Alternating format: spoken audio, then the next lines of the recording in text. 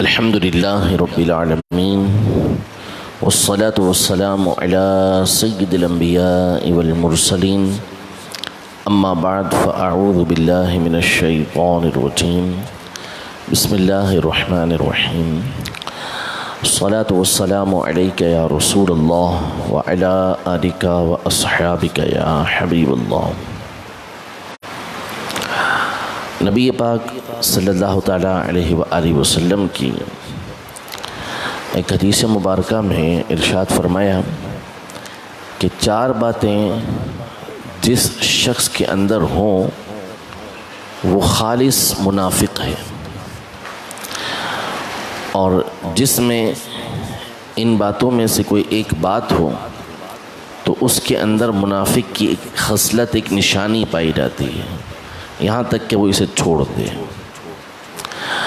وہ چار باتیں، ایک بات یہ ارشاد فرمائی کہ اذا حدث کذب، کہ جب بھی بات کرے تو کذب، جھوٹ بولے، واذا تؤمن خان، جب اس کے پاس امانت رکھوائی جائے تو اس کے اندر خیانت کرے، واذا عاہد غدر، جب کسی سے معاہدہ کرے، کسی چیز کا ایگریمنٹ کرے تو اس میں اس کی خلاف ورزی کرے، اور آخری بات ارشاد فرمائی کہ وَإِذَا خَاصَمَ فَجَرَ، کہ جب اس کا کسی سے جھگڑا ہو تو اس میں گالی دے۔ یہ چاروں باتیں انتہائی قابل غور ہیں، لیکن آخری بات یہ ارشاد فرمائی کہ جب اس کا کسی سے جھگڑا ہوتا ہے تو اس میں اس کے منہ سے گالیاں نکلتی ہیں۔ فرمایا کہ یہ منافق کی نشانی ہے، یعنی ہم اس کو منافق کہہ نہیں سکتے اپنی زبان سے، لیکن اسے خود غور کرنا چاہیے کہ اس کے اندر ایک ایسی نشانی پائی جا رہی ہے، ایسی بات پائی جا رہی ہے جس کو نبی پاک صلی اللہ تعالیٰ علیہ وسلم نے منافق کی نشانی قرار دیا ہے۔ یہاں جو بہت زیادہ قابل غور بات ہے نبی پاک صلی اللہ علیہ وسلم کے اس فرمان کے اندر، وہ یہ ہے کہ آپ صلی اللہ علیہ وسلم نے یہ ارشاد فرمائے کہ جب اس کا جھگڑا ہو تو گالی دے۔ اور آپ بخوبی جانتے ہیں کہ جب بندے کا کسی سے جھگڑا ہوتا ہے، اس کو غصہ آیا ہوا ہوتا ہے، تو اس کا دماغ اپنے قابو میں نہیں رہتا، اس کی زبان اس کے قابو میں نہیں رہتی، اور اس وقت اس کے منہ سے گالیاں نکلتی ہیں۔ تو ایسی حالت کے اندر گالی دینے والے کے لیے فرمایا کہ اس کے اندر منافق کی نشانی ہے۔ تو اس شخص کا عالم کیا ہوگا، اس کی حالت کیا ہوگی کہ جو جھگڑے کے بغیر بھی گالیاں دیتا ہو، جس کے منہ سے مذاق کے اندر،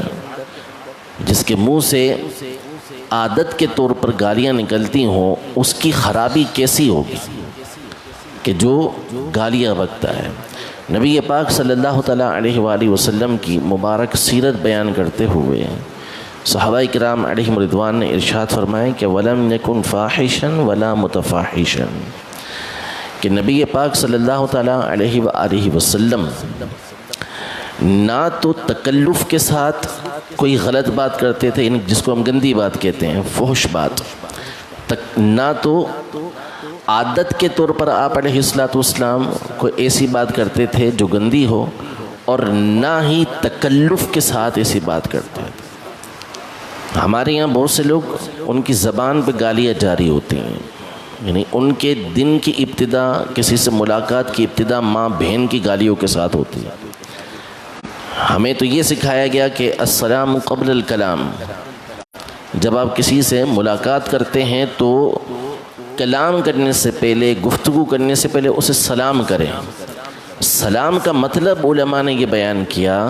کہ جب آپ کسی کو کہتے ہیں کہ السلام علیکم، تو اس کا مطلب یہ ہوتا ہے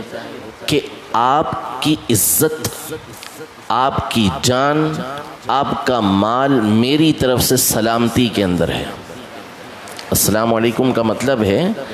کہ آپ نے اس کو کہا کہ اب آپ میری طرف سے، آپ کی جان بھی محفوظ ہے، آپ کا مال بھی محفوظ ہے، آپ کی عزت بھی محفوظ ہے۔ یہ ہماری شریعت کا طریقہ کار ہے جب کہ ہمارا جو طریقہ کار ہے ہماری عام لوگوں کا وہ یہ ہوتا ہے کہ ابتدا ہوتی ہے تو پھر اور سناؤ آگے، پھر اس کے بعد ایک گالی ہوتی ہے، یعنی پہلا حملہ اس کی عزت پر ہوتا ہے۔ گالی دینے کا مطلب ہے کہ آپ نے کسی کی عزت کے اندر کمی واقع کر دی۔ تو یہ ہماری تعلیمات ہیں کہ اپنی زبان کو ستھرا رکھیں، زبان سے گفتگو اچھی اور خوبصورت نکلنی چاہیے۔ ذرا سا تصور کریں، اب جدید دور ہے، اب گندی گندی گالیاں بک رہے ہوں اور کوئی موبائل کے اندر آپ کی گالیاں ریکارڈ کر لے، ریکارڈ کرنے کے بعد آپ کی تصویر لگائے اور ساتھ میں وہ گالیاں آپ کی لگا کر اس کو وائرل کر دے، سوشل میڈیا پہ چلا دے، فیس بک پہ لگا دے اس کو، تو آپ تصور کریں کہ کتنا آپ کو فیل ہوگا۔ یہ چلیں اس کو چھوڑ دیں، یہی گالیاں ریکارڈ کر کر آپ بیٹھے ہوں اور آپ کے والد صاحب کے سامنے چلا دی جائیں کہ آپ کا بیٹا یہ گالیاں دے رہا ہے، آپ کے ٹیچر کے سامنے چلا دی جائیں، تو اول تو اس پہ غور کریں کہ جب ہم یہ پسند نہیں کرتے کہ جس کے سامنے ہماری عزت ہو، جو ہمارے نزدیک ایسا شخص ہو کہ اس کے سامنے ہمارا عیب ظاہر نہ ہو، اس کے سامنے یہ بات پتہ چلے، تو ابھی بھی اللہ پاک جانتا ہے جو ہم کر رہے ہیں اسے دیکھ رہا ہے، لیکن قیامت کے دن تو اس کے سامنے یہ نامہ اعمال سنانا ہوگا۔ تو جب اس کے سامنے ہم نامہ اعمال سنائیں گے تو اس میں ماں بہن کی گالیاں ہوں، تو کیسے رب العزت کے سامنے یہ گالیاں سنائیں گے؟ تو اپنی زبان کو ہمیشہ ستھرا رکھیں، نبی پاک صلی اللہ تعالیٰ علیہ وسلم کی سیرت پر عمل کریں، گالیاں تکلف کے ساتھ بھی نہ ہوں، عادت کے طور پہ نہ ہوں۔ بعض بزرگوں نے فرمایا کہ جب گالیاں دینے والا جہنم کے اندر جائے گا تو اس کے منہ سے ایسی بدبو نکلے گی کہ جہنمی اس کی بدبو کی وجہ سے پریشان ہو جائیں گے، جو فحش کلامی کرتا ہو، گندی باتیں کرتا ہو۔ رب العزت جل وعلا ہم سب کو اچھی گفتگو کرنے کی توفیق عطا فرمائے، نبی پاک صلی اللہ تعالیٰ علیہ وآلہ وسلم کے طریقہ کار پر عمل پیرا ہونے کی توفیق عطا فرمائے، آمین بجاہ النبی الامین صلی اللہ تعالیٰ علیہ وآلہ وسلم۔ اعوذ باللہ السمیع العلیم من الشیطان الرجیم، اعوذ باللہ السمیع العلیم من الشیطان الرجیم، اعوذ باللہ السمیع العلیم من الشیطان الرجیم، بسم اللہ الرحمن الرحیم، هو اللہ الذی لا الہ الا هو عالم الغیب والشہادة هو الرحمن الرحیم، هو اللہ الذی لا الہ الا هو الملك القدوس السلام المؤمن المهيمن العزيز الجبار المتكبر سبحان الله عما يشركون، هو الله الخالق البارئ المصور له الأسماء الحسنى